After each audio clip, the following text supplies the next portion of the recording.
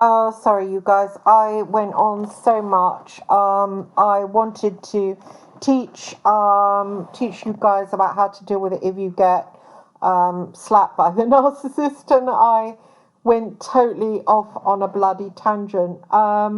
So if, and I'm gonna speak about it now because I haven't addressed it in the last one at all. I'm so sorry. Okay, so I was on the floor when this individual attacked me. It was a nasty attack. I'd known this person. He'd left me out of his book wrap party. I should have known that that meant hate. I didn't. He called me a false name in his book. I should have known that meant hate and disrespect. I didn't. Um, but they've showed me their hate and hated on me, accused me of something I didn't do, stated something as fact when actually it was completely not as they've stated it. I'm a journalist. I've had a goddamn press pass since the mid 90s. Bylines, books. I've boots on the ground up to my fucking neck. Um, I've risked my life to be a journalist. Risked my life. That individual hasn't. That individual's had everything handed to them on a plate and still tries to reach over and grab my lamb chop. I was beside myself. I was shocked at it. It was a bad attack. I'm used to being attacked by men in that field that are working class, having pissing contests. I accepted it for what it was, a pissing contest. I'm better than you know, that kind of thing. But when I got it from this person that I'd looked up to, it shocked me. So the first thing was the getting the battering, and then this individual said to me, "Oh, you're upset, ring mind, or the Samaritans." I mean, that left me reeling. That's dirty. You're dirty there on the ground. And it took me a long time, with the help of friends, to see that it was my fault. I had bummed this person up. I saw, and what I saw wasn't the reality of this individual. There's a journalist called Michael Gillard who I went for a walk once in the park and mentioned this individual's name. And they said some things and told me that they'd shit on this individual, this famous individual, Edward Snowden, actually. And I said at that point, I've never liked that individual. I've never liked him. And I'm not saying his name because this is where I'm going to deal with this individual. Unless they start on me more, in which case I'll be blogging and vlogging non-stop. I'll vlog and vlog non-stop because, as I said in the first thing, my father was a street fighter. Yeah, he used to be covered in blood and still keep fighting. I've his blood in my veins. It's Irish gypsy, which is why, I have the gift, as they say. But I'm a fighter. I'm an alpha dog fighter. And yeah, I didn't see this person. So it's my fault, actually. This person might be upper middle class, but are, they've got no manners. They're a misogynist. They're a woman abuser.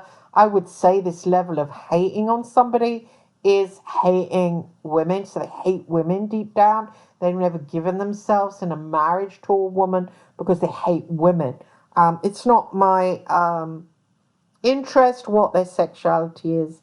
I really don't care. I PE their partner because their partner will not get love out of them because this person is self-serving. It's just completely self-serving individual, self-aggrandizement, lying about their achievements. I've never lied about my achievements. They're lying about my achievements and trying to rub them out. I know that I would threaten this individual because I've been boots on the ground, because I'm tough and I've been a hard-working journalist. I've even worked voluntarily in the journalism field for years and years and years, up to the present moment with Revolution Radio in the alternative media forum. So I've never stopped journalising. Yes, it's been truther movement, but who cares? I've also guested on other shows. I've did some stuff recently. I've appeared on the BBC. I think that I'm going to step back into journalism, actually. I think I am going to apply at different places. And people have said this to me, because I always say I really miss journalism. It's in my blood. And they're like, well, why aren't you doing it? It's almost like I've let someone see me off. I've let someone say, get out of town, and I've gone. Why is that? Why is that? I was very boots on the ground. So when you have a child, I remember the INLA ringing me up and telling me that a soldier had been shot. And I'm like, what do you want me to do about that? And they're like, put it out there in the papers. Now, this is like a whole day before it hit the wires, because news like that gets covered up. I could have been the first, but I just didn't. And they were absolutely livid with me and said, you've lost, having a child has made you lose your edge. Yeah, I think it was that, actually. I think it was that. I think this individual, who's an INLA commander, saying you've lost your edge, made me think that I'd lost my edge. Yeah.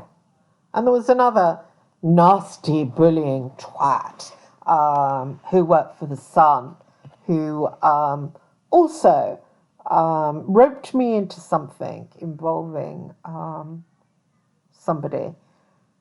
And to say it wasn't journalism. And then more or less said the same thing. You did that, you shouldn't have done that. And it was showing caring for a woman. Yeah. And they saw me off, and they made me think that, no, you're not welcome in mainstream. You're not welcome. And so I went alternative, for years and years, did a radio show, broadcaster, host for Revolution Radio. Do you know what? I am nearly qualified as a counsellor after taking my degree. And I was talking to one of the girls, because we counsel each other, and I said, journalism's in my blood. She went, why aren't you doing it? And I cried. I just burst into tears. I let men see me off is why I'm not doing it. Yeah. There's a lot of misogyny in the journalistic world. There's a lot of hating on women. It's okay if you're a fluffy journalist. You could be a fluffy journalist, but you go into crime investigations or terrorism defense. Ooh, they get very angry. They get very nasty. And I think I will step back up. I will step back up. I'm going to start a blog. Perhaps something to do with feminism, feminist news, or daily news, something to do with the news. I am going to step back up and do a news investigative blog daily. I'm going to do that. I'm not going to, said about it, I need to get on this, need to get on it. And, get headline smashing stories. It's not going to happen straight away. But I am just going to give my opinion as an experienced 3 decades as a journalist. No, 4. Oh God, I'm fucking old. Give my experience as a journalist.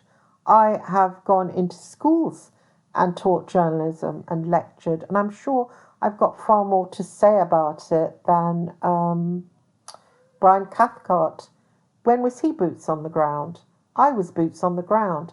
I've been in the business years and years and years. I've been a victim of the business when I was 22. I used to go to the stab in the back and drink. I used to go in the wine press.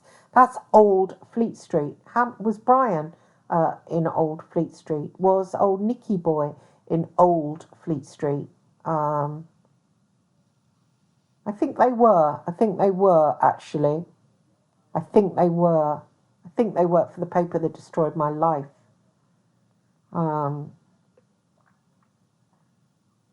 So yeah, so that's what kind of man he was. Yeah, Mr. Tabloidy. Ooh, so you started. So going back to how we cope with when the narcissist, what they do, they retell our story and they do it, they bang the drum. This is who you are. I'll say it loudly, and then because I've got a platform here, I'll get it believed.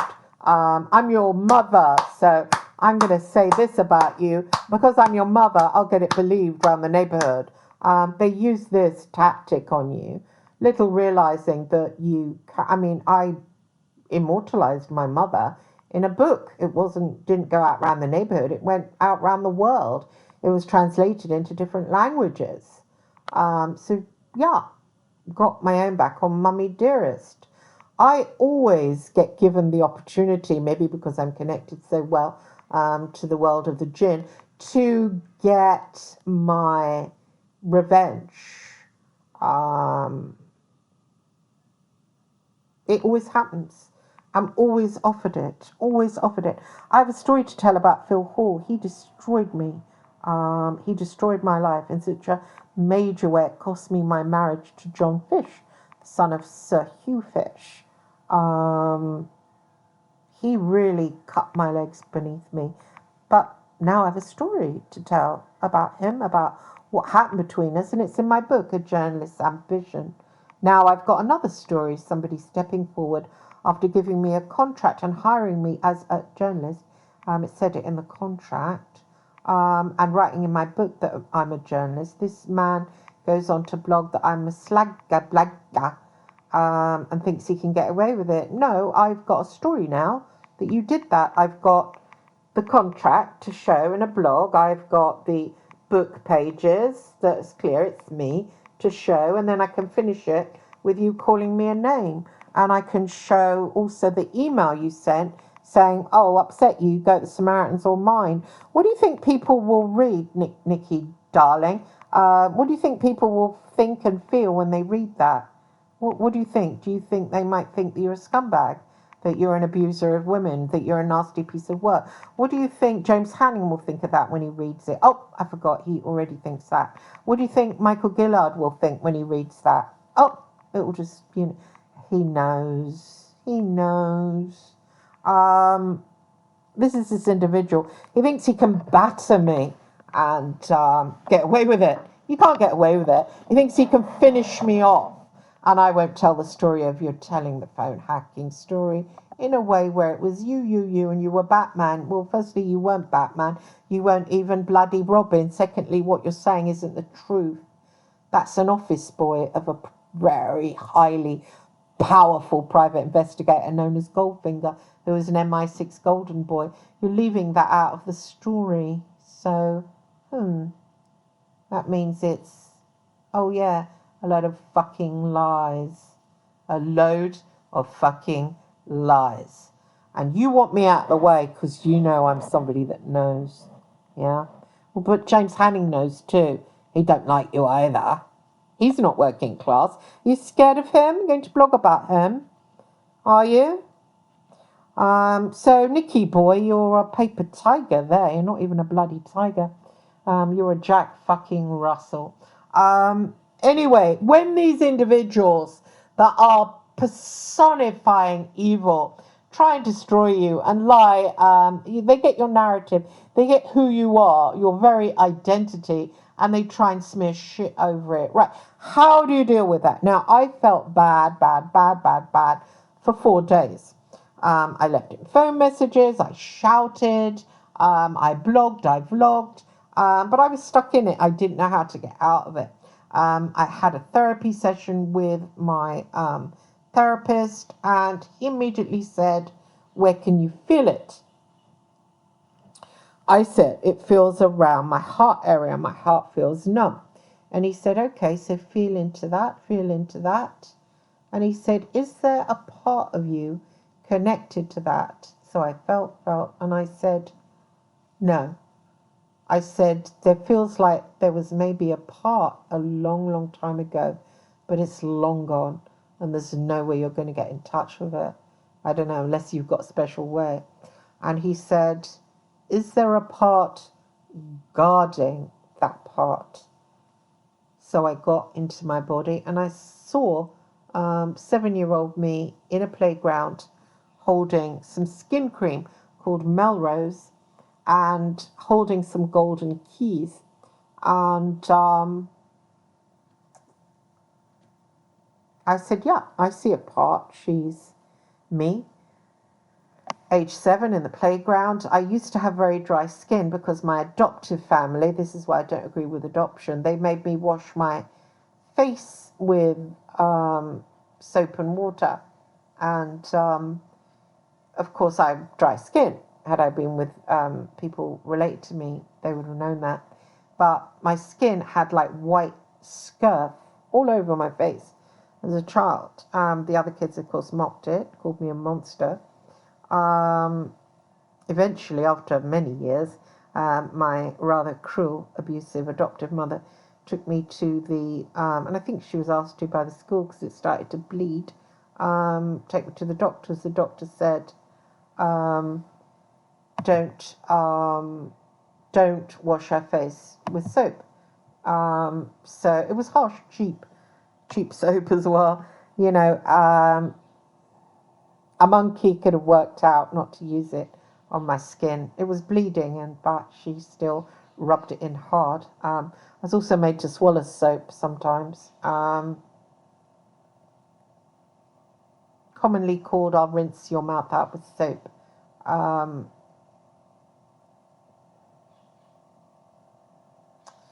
Anyway, eventually she took me to the doctor. The doctor said stop washing her face with soap, and he gave me a skin tablet that he pushed up inside called Melrose, and I used it, and it started to ease. Praise the Lord. It was torment. I suppose it was face eczema. It started to ease, and so this part had formed to protect the other part, and the part that had formed had the skin cream in her hand. This is her new identity, where she wouldn't be bullied. And because she then disowned the part that she called the monster, who had been bullied, who had been subjected to being called a Frankenstein monster and all this stuff. And the therapist said, ask her where she's hidden that part that you called monster, that she called monster. So then in this therapy, it's called IFS, which I would love to practice because it's a miraculous, amazing therapy. So then we asked the 7-year-old, have you hidden a part? And the 7-year-old replied, yes. And then the therapist said, ask her, would it be okay with you if we went to talk to that part? Would you allow it? Would that be okay? And then the part said, yes, okay. And so the therapist says, well, could you take us along so we can talk to her? So this part took us to a garden shed I had in the back garden of my adoptive home, and took us to a basement below the shed, and there was a little girl who was bright yellow, really skinny and dying, laying on a bed. So then the therapist said, speak to that part, ask it, would you like to come with me? It's called an exile. The part that buried it is called a protector.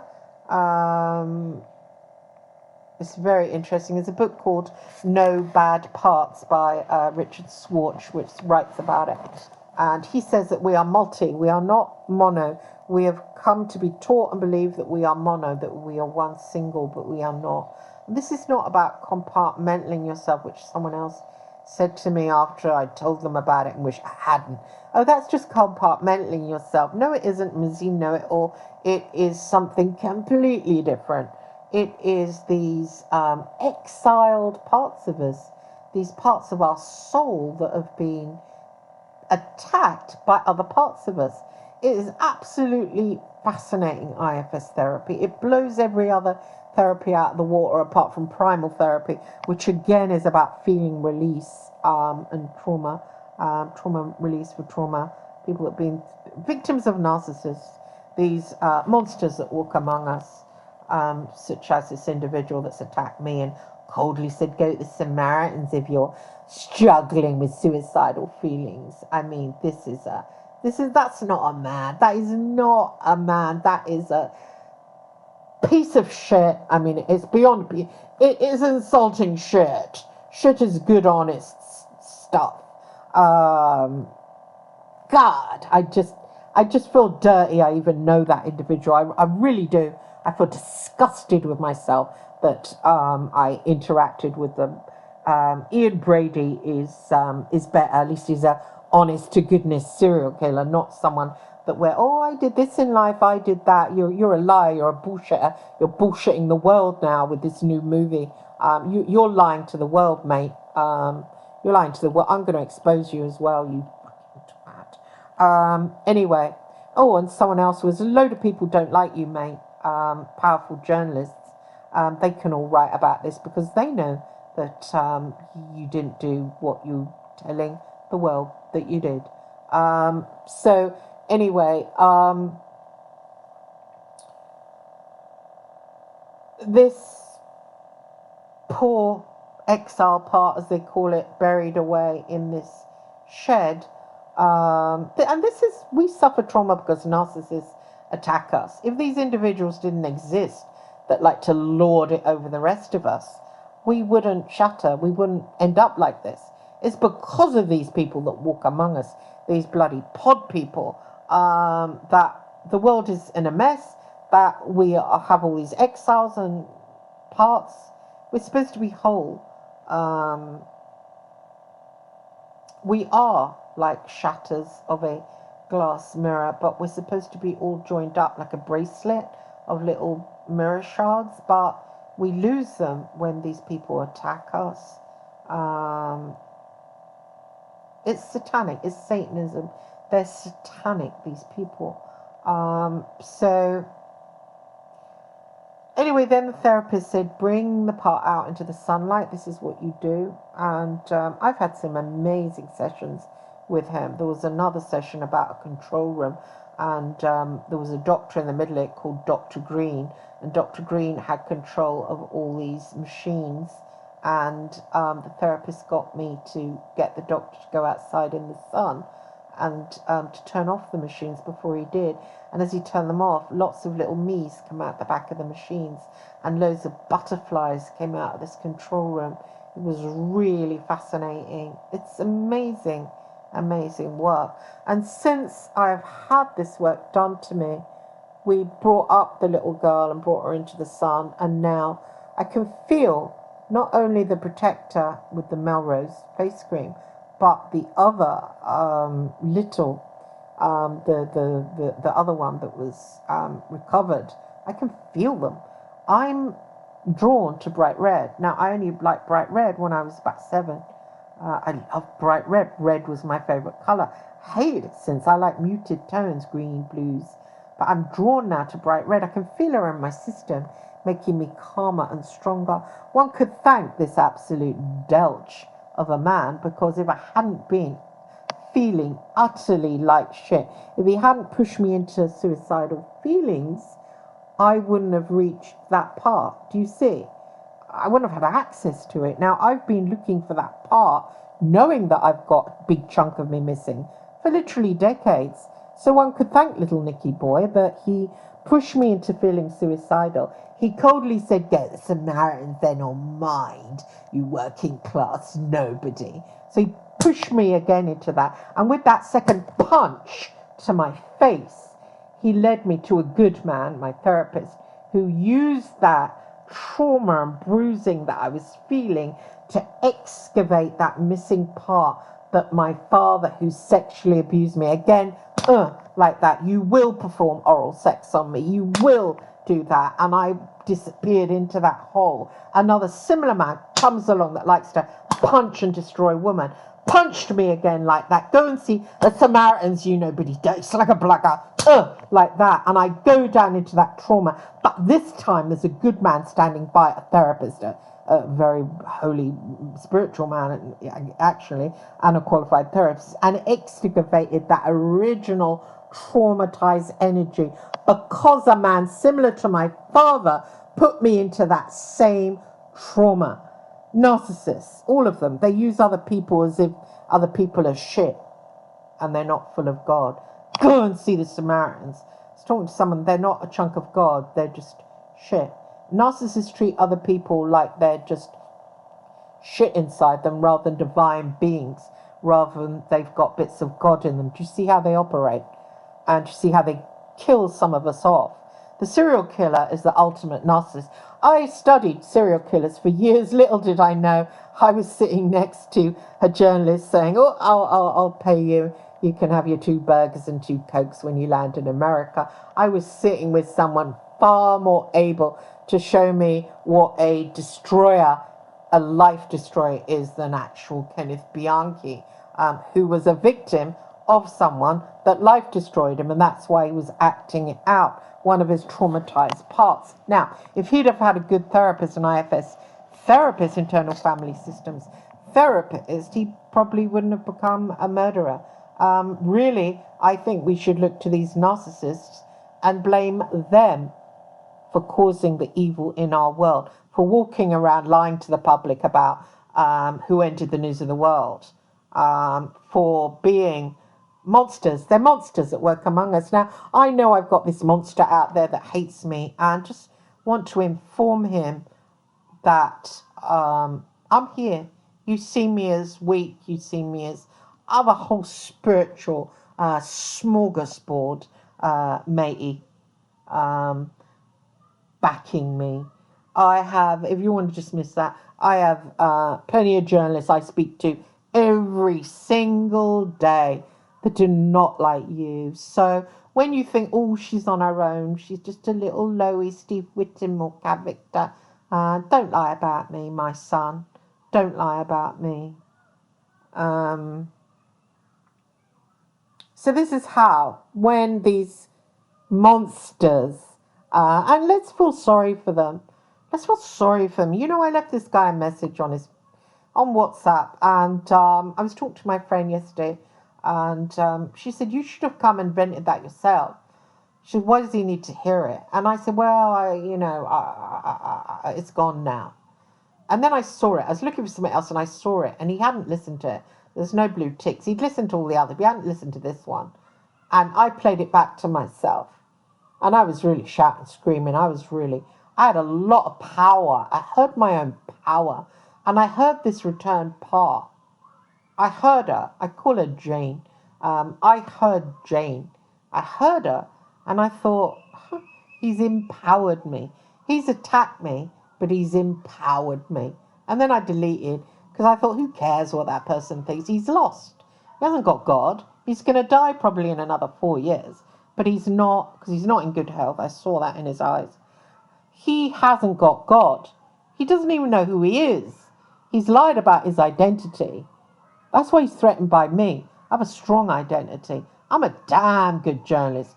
I was boots on the ground in South Armagh, mate. I flew to America to cover a story commissioned by The Guardian, helped bizarrely by you, who then said, make it into a book. Well, thanks, buddy. And I did. So I published a book. So, still not a journalist. I'm still a dirty slag. Yeah? Eh? Really? So he's helped me in a way, because I wouldn't have Jane if it wasn't for him. And the smaller part that I've called Mandy. You don't have to give them names. I choose to, because then I can work with them and integrate them faster and make myself stronger and more whole. IFS therapy is like, whoa. I mean, I'm nearly to the end of my degree in studying this genre. We study Freud, we study Adler, we study Winnicott, we study Melanie Klein, we study John Bowlby. It's nothing when it comes to IFS therapy. This is amazing. But they don't teach it, you see. They don't teach it. They don't believe in it. But I'm a walking proof that it works. It blows me away. And I thought only primal therapy was the only therapy that actually works. But so I'm going to end in a prayer for old Nicky boy, because this is who I am. I'm not somebody that shouts and abuses or threatens or anything like that. And I'm going to pray for him. He has been given a lot of gifts by God, but he chooses to not keep his heart in touch with God. I don't know if it's because disappointment in love or what's happened to him. I have some tarot by my side. I could ask the tarot about him. But he's, I would say, not happy, because if you attack women like that, or have prejudices, class prejudices, and stuff like that, you're not happy, not deep within, because you're not connected spiritually. If you're connected spiritually, Spirit would have a thing or two to tell you about that. Like Spirit had a thing or two to say to me about shouting. Why are you shouting? Keep calm. God has you. There's a time, there's a place in the Bible that a Jesuit taught me how to meditate around, when there's a storm and Jesus is there and the disciples are going crazy, and Jesus says, you don't have faith. Why are you crying? Why are you upset? Why are you hysterical? Keep calm. You're okay. You're safe. And I'll forgive myself a little bit, because why I was pushed into suicidal feelings was that part, that, the part that was buried, was the part that was abused by my father, was the part that wanted to die, was a very broken, traumatized part that I've now unearthed, and needs to be dealt with, which I'm doing in therapy right now.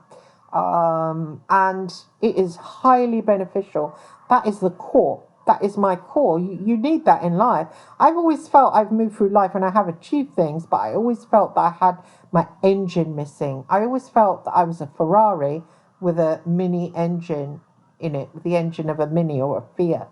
And I always knew that I had parts of me removed, and that was that part. Now, that might seem, oh, but that's a skinny little child on a bed with a yellow face. Well, actually, that's my power.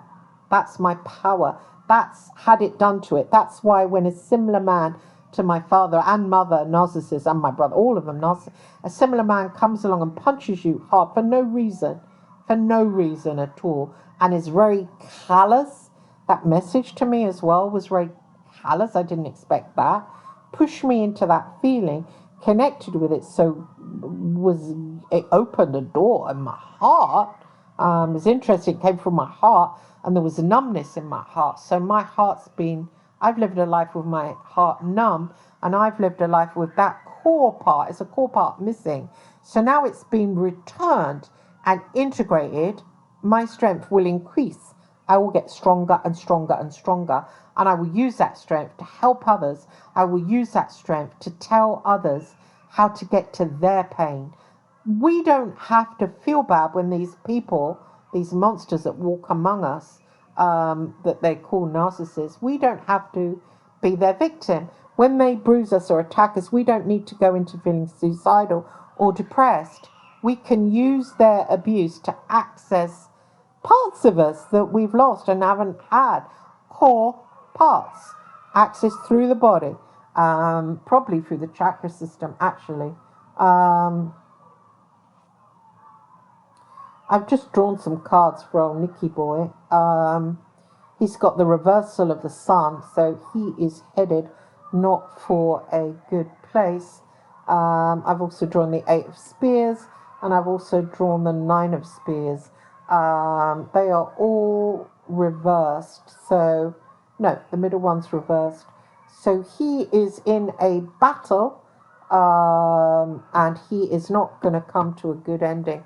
because of that battle. The energy of the sun is needed, but for him it's reversed. That might indicate a victory for someone else, but not his side, not him personally. So not a good reading, actually, quite a dark reading for him. Let's pray for him. So I want anybody that's come this far with me, thank you so much for listening, and God love you, God bless you for listening to me. And let's say a prayer for Nick. Let's say a prayer that, he doesn't need money, he's had enough, he doesn't need anything else. Let's pray that somebody come into his life and melts his heart. Let God bless Nick. Let God come into his heart. Let God get rid of the ice. Let God get rid of the iron that's in there. Let God get rid of the bars that Nick has around his heart. Let God find a way, a chink through those bars to get in, to melt his heart, which has turned into an ice cube, which is hardened. Let him feel the melting of that heart. God, shine your light into his heart and melt his heart. Bring him love into his life, and not the kind of love where he will feel his ego blossom and burgeon. He doesn't need that ego, but inner love that will touch him in a way that will, even if it's a one-night stand, but with somebody who is very open heart, and with somebody that will touch his heart and make him see that he has lived a life with his heart closed, with these bars over it. And to live a life like that is a half life, and that he won't get sustenance by just men he works with. He needs this, whether it's a younger man, and I'm seeing a younger man with dark hair coming into his life, and I'm seeing this younger man having this ability to open his heart.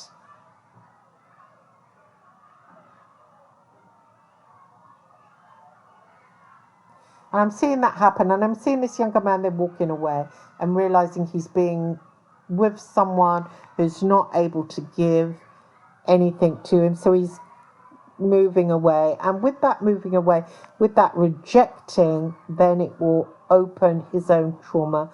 There is a trauma that he's had that has made his heart have bars over it. So he's actually had trauma himself, and I think his trauma has been enacted on him by his mother, and that is why that allows him to abuse me in such a way, because it's slapping back at his mother.